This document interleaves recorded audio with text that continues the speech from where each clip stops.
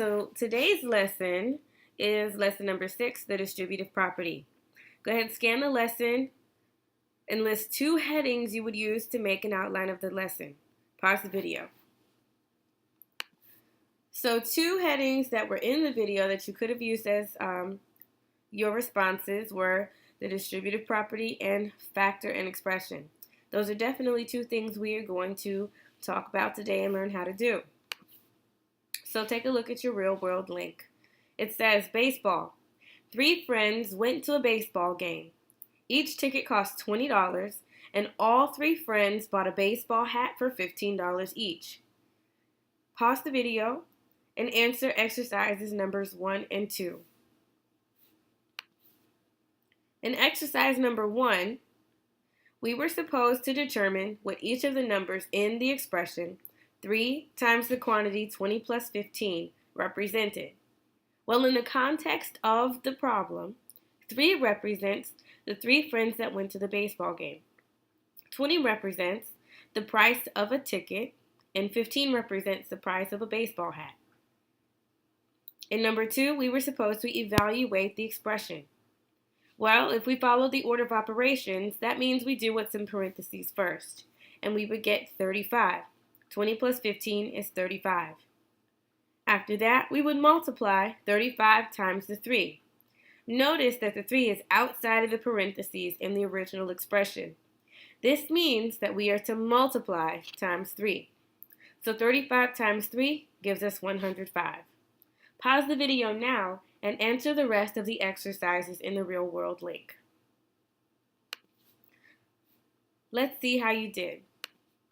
Well, in exercise number 3, we were supposed to determine what each of the numbers in the expression 3 times 20 plus 3 times 15 represented.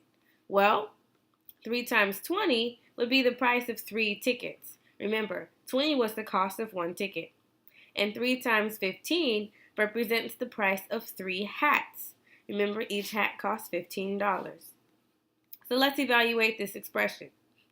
First, we would do 3 times 20, and we would get 60.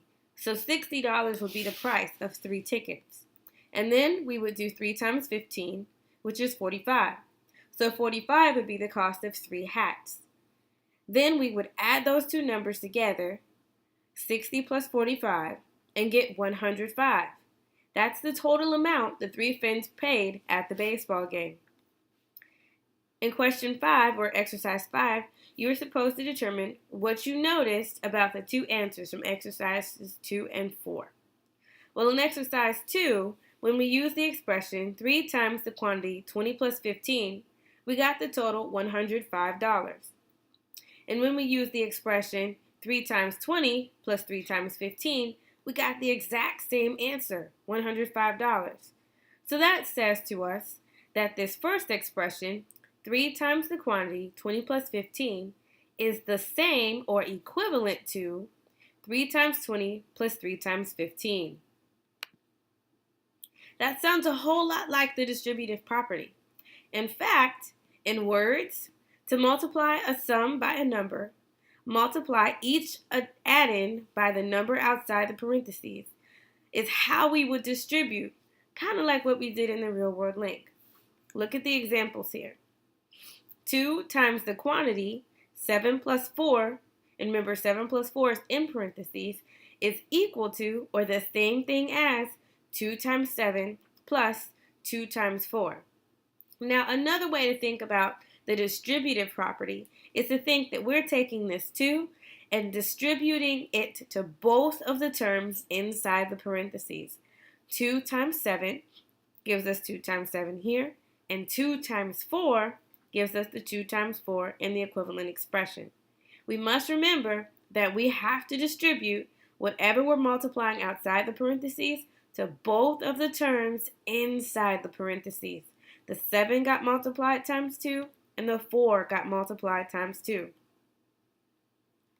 The expressions 3 times the quantity 20 plus 15 and 3 times 20 plus 3 times 15 show how the distributive property combines addition and multiplication. So we want to think every time we hear distributive property that we are going to add and multiply. In some situations, we will subtract, but for the sake of this lesson, we'll only be looking at addition and multiplication. In example number 1, we are supposed to find what 9 times 4 and 1/3 is mentally using the distributive property. Well, let's think about it. What two operations are combined with the distributive property? Remember, we said that addition and multiplication are the two operations that we are supposed to think about when we're using the distributive property. How can 4 and 1/3 be rewritten as a sum? Well, we can break it apart, where we have the whole as one term and the part as another term. We took the mixed number 4 and 1/3 and wrote it as 4 and 1/3, where and is a plus sign. So we take 4 plus 1/3 and put that in parentheses. What operation is represented in the parentheses? Remember, and means add, so we're going to use addition. Our last question to think about: which numbers are each multiplied by 9 when you distribute? Now remember, when we distribute, we're taking our 9 that's outside the parentheses and multiplying it by both of the terms that's inside the parentheses. So we're multiplying 9 by 4 and 9 times 1/3. Now when we simplify 9 times 4, it's 36. We know that one. And then 9 times 1/3 would give us 3, because 9 times 1 is 9, and 9 divided by 3 equals 3. Then we would add those two numbers together. 36 plus 3 gives us 39 as our answer. Pause the video here and try these 3 got it practice problems on your own. Alright, let's see how you did with the first one. In the first one, we multiplied 5 times 2 and 3/5. Now, another way of thinking about this is separating the mixed number into two parts. 2 and 3/5, 2 and 3/5. So we're going to add 2 and 3/5 together and understand that that represents the factor that we started with. Notice that when we wrote those two parts, or the whole and the part, in parentheses, we had to rewrite the multiplication. So 5 is outside of the parentheses, but it still means we're going to multiply. Now we're going to distribute the 5 to both terms, 5 times 2 and 5 times 3/5. Now we need to simplify. 5 times 2 gives us 10, and 5 times 3/5, let's think about this.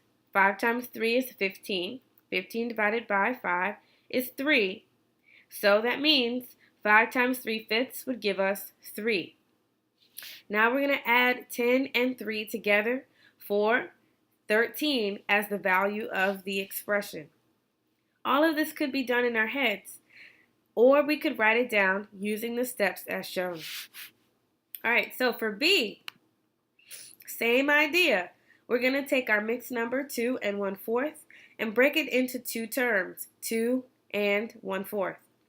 We're setting it in parentheses and multiplying it by 12, with 12 outside of the parentheses.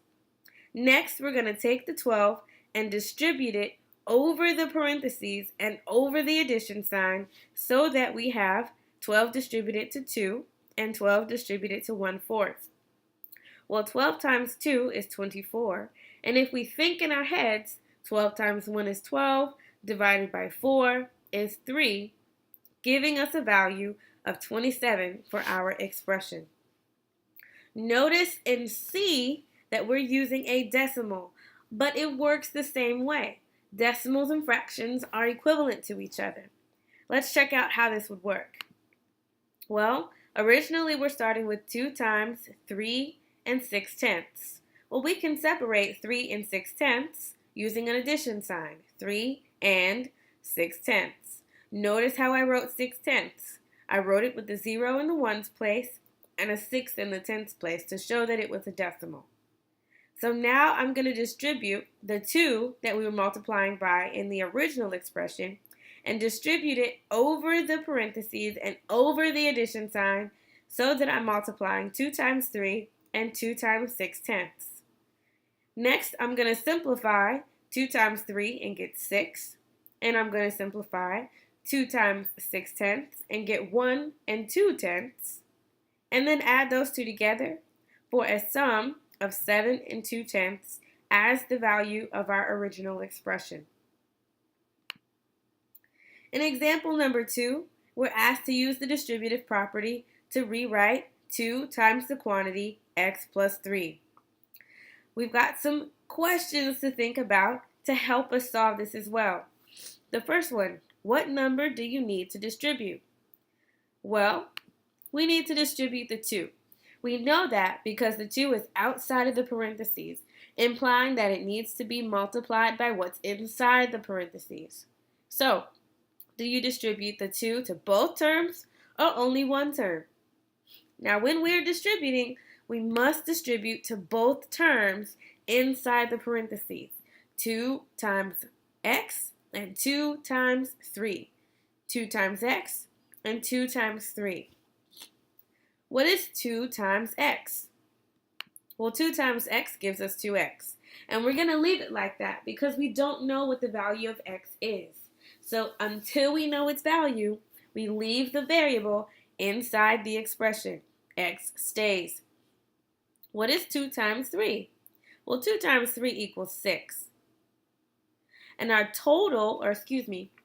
our new expression, our equivalent expression, is 2x plus 6, where we distributed the 2 to both of the terms inside the parentheses. Now let's take a look at the model over here.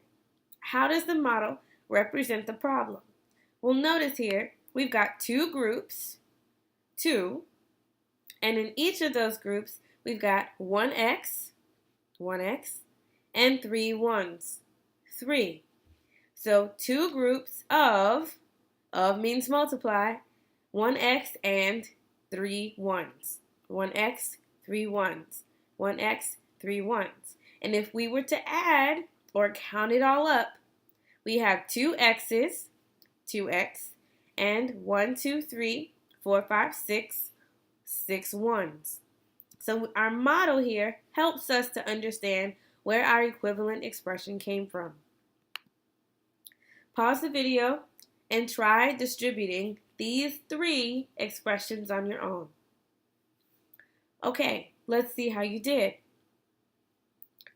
In the first expression, we are distributing 8 to both terms inside the parentheses. So that would give us 8 times x plus 8 times 3. Then we would simplify. 8 times x gives us 8x, and 8 times 3 gives us 24. So the expression 8 times the quantity x plus 3 is equivalent to 8x plus 24. Let's look at E. Again, we're distributing the 5 to both terms inside the parentheses, over the parentheses, and over the addition. So that would give us 5 times 9 plus 5 times x. Well, 5 times 9 is 45, and 5 times x is 5x. So 5 times the quantity, 9 plus x, is equivalent to 45 plus 5x. Hopefully you're getting the pattern here. We distribute, and then we simplify. Distribute, and then simplify. And F is the same. We're taking our 2 that's outside the parentheses, distributing it to both of the terms inside the parentheses, over the parentheses, and over the addition sign. So that would give us 2 times x plus 2 times 3, or 2x plus 6. Distribute over the parentheses, over the addition sign, and then add. In example number 3, we're given a real-world example of how distribution can be used to help you solve a problem. It says, Fran is making a pair of earrings and a bracelet for 4 friends. Each pair of earrings uses 4.5 centimeters of wire, and each bracelet uses 13 centimeters. Write 2 equivalent expressions and then find how much total wire is needed. So let's think through this. How many sets of earrings and bracelets is Fran making? In the problem it says she's making bracelets and earrings for 4 friends. So 4 people are getting a pair of earrings and a bracelet. What is the length of wire used for earrings? Well, in the problem, it says each pair of earrings uses 4.5 centimeters of wire. Okay? What is the length of wire used for bracelets? Well, each bracelet uses 13 centimeters of wire. Our next question says, how would you find the total amount of wire needed for 1 pair of earrings and 1 bracelet? Alrighty, 1 pair of earrings and 1 bracelet. So that would mean that we would add the lengths together. We know that 4 represents the number of sets of earrings and bracelets Fran is making. We know that 4.5 centimeters represents the length of wire used for earrings. And we know that 13 centimeters represents the length of bracelets. So if we wanted to find how much wire is used for 1 pair of earrings and 1 bracelet, we would add the lengths together, 4.5 centimeters and 13 centimeters. And our last question says, by what number would you multiply that sum? Well, if 4 people are receiving a pair of earrings and bracelet, then we would multiply times 4. So look at the 2 expressions that we could come up with. We could multiply the length of wire used for earrings, 4.5 times 4, and add that to 4 times 13, the length for the bracelets. Or we could find how much wire is used for 1 pair of earrings and a bracelet by adding 4.5 and 13 and multiplying that times 4. Either of those expressions would get us the same answer as we see here. 4 times 4.5 gives 18, and 4 times 13 is 52. 18 plus 52 is 70. Or we could distribute 4 times 4.5 and 4 times 13 like we did before, or we could add 4.5 plus 13 and get 17.5 and multiply 17.5 times 4 and get 70. Sorry, y'all. Alright, pause the video and try this one on your own. Okay, let's see how you did. It says, each day, Martin lifts weights for 10 minutes and runs on the treadmill for 25 minutes. Write 2 equivalent expressions and then find the total minutes that Martin exercises in 7 days.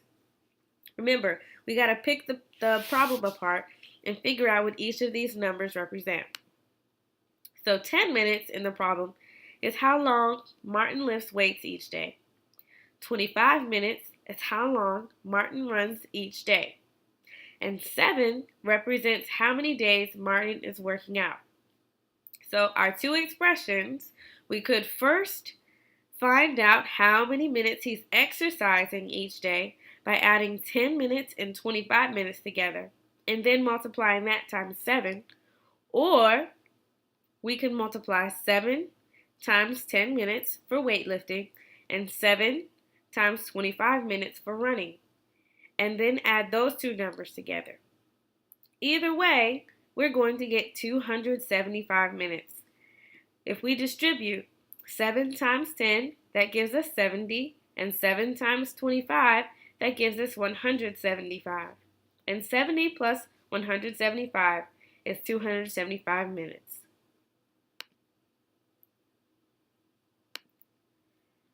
Now let's work it backwards. Factor and expression. When numeric or algebraic expressions are written as a product of their factors, the process is called factoring the expression. We can use prime factorization to find the greatest common factor among 2 factors in an expression. Remember, prime factorization of an algebraic expression contains both the prime factors and any variable factors. For example, the prime factorization of 6x is 2 times 3 times x. Remember, we don't know the value of variables, so we leave them in the expression. We leave them alone. In example 4, we're finding or factoring 12 plus 8. To factor is to find the greatest common factor between the two terms and separate it from the remaining factors. So let's think about this. When you factor a number, are you writing it as a sum or product of its factors? Well, if we're going to use prime factorization, that means we're going to use multiplication. So, what's the prime factorization of 12? Well, 12 is equal to 2 times 2 times 3. And the prime factorization of 8 is 2 times 2. Now remember those strategies we've been using in IFC to find the greatest common factor using prime factorization. We find the common factors. Here that's 2 and 2. So we multiply 2 times 2 and get the greatest common factor of 4. Write each term as a product of the greatest common factor and its remaining factor. So look what's left. We've got a 3 that's left and a 2 that's left. So we're going to multiply that 3 times 4 and that 2 times 4 and add those together. After we add those together, we can put the two factors inside parentheses and multiply those times 4. Pause the video and try these 3 on your own. Alright, let's see how you did. If we're adding 9 and 21, first we're going to find their prime factorizations. 9 is equal to 3 times 3, and 21 is equal to 3 times 7. They only have one common factor, so that means the greatest common factor here is 3. We take that 3 and we write it outside of the remaining factors, 3 times 3 and 3 times 7. We notice that both of them have this common factor of 3, and we put it outside the parentheses, and we add the remaining factors together, 3 and 7. The same is going to be true for I, 14 plus 28. We find the prime factorizations, 2 times 7 and 2 times 2 times 7. Identify our common factors. 2 times 7 gives us a greatest common factor of 14. We're multiplying 14 times 1 here, and we're using 1 because there are no other factors here in the prime factorization, and we know that 14 times 1 equals itself. The remaining factor for 28 was 2, so we're going to multiply 14 times 2. Then we'll take the 14, set it outside the parentheses, and add 1 and 2 together. J is no different. The prime factorization of 80 is 2 times 2 times 2 times 2 times 5, and 56 is 2 times 2 times 2 times 7. We find our common factors and we multiply those together. 2 times 2 times 2 gives us a greatest common factor of 8. Now notice here, 80 had 2 remaining factors, so we multiplied those together to get 10. 56 only had 1, so that's where the 7 came from. We take the 8, or the greatest common factor, set it outside the parentheses, and add the 2 remaining factors together, 10 plus 7. Take a look at what factoring looks like when there is a variable in a term. The process is no different, but let's think about it. What would be the prime factorization of 3x? Well, the prime factorization would be 3 times x, and 15 would be 3 times 5. What is the greatest common factor between 3x and 15? Well, it's 3. They both have a 3 in common. So we take that 3 and multiply it by the remaining factors. The 3 goes outside the parentheses, and we put x and 5 inside the parentheses with the addition. Now, how can we check the answer? Well, we know that 3 times the quantity x plus 5 is equal to 3x plus 15 by using the distributive property.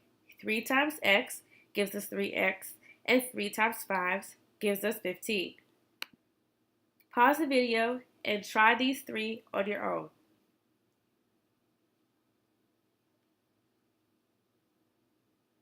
Alright, let's see how you did.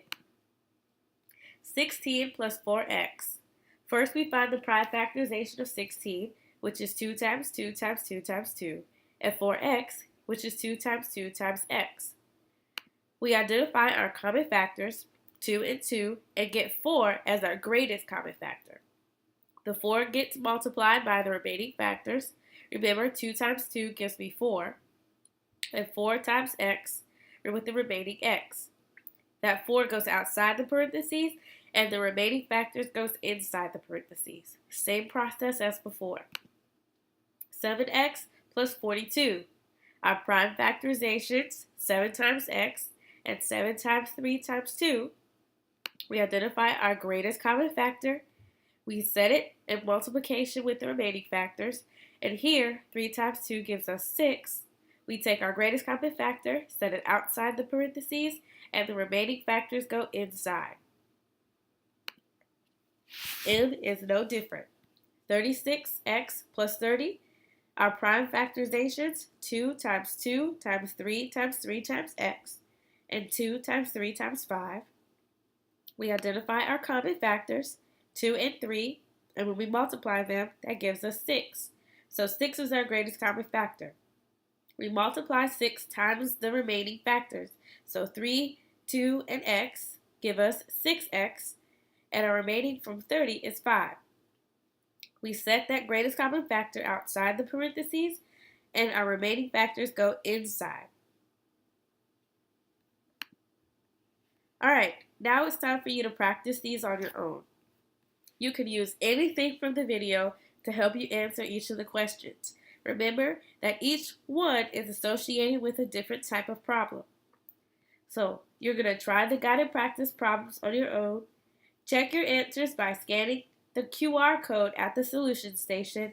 And last, submit your answer to the distributive property exit ticket in Edmodo.